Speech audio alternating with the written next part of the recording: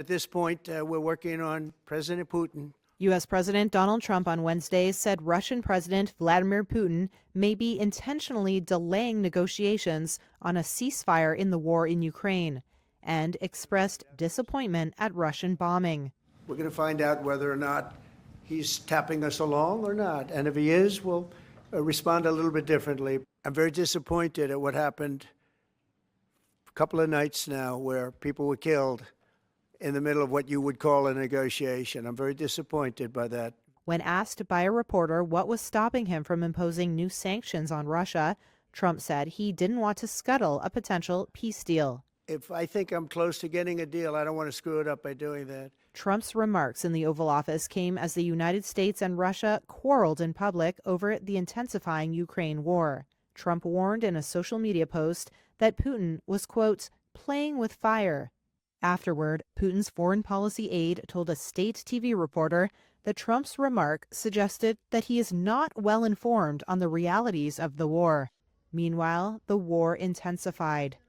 Russia said it had downed nearly 300 Ukrainian drones overnight, while Ukraine said Russia had launched almost 90 drones and 5 ballistic missiles. Ukrainian President Volodymyr Zelensky said Russia also gathered 50,000 troops near the northern Sumy region. Zelensky was in Berlin on Wednesday meeting with German Chancellor Friedrich Merz, who pledged to support Ukraine in producing long-range missiles to bolster its defenses. In a joint press conference, Zelensky said Russia was persistently searching for reasons to delay talks to end the war. They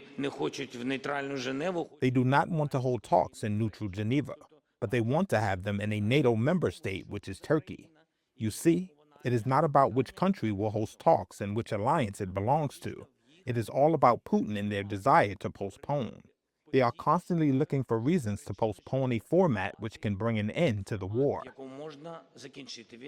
After speaking to Trump on May 19th, Putin said he had agreed to work with Ukraine on a memorandum which would set out the framework of a peace deal. On Wednesday, Russian Foreign Minister Sergei Lavrov said that Russia proposed holding the next round of direct talks with Ukraine in Istanbul on June 2nd, with the aim of achieving a sustainable peace settlement. Ukraine responded, urging Russia to share its memorandum on peace without delay, so that a meeting in Istanbul, quote, won't be empty and can truly move us closer to ending the war.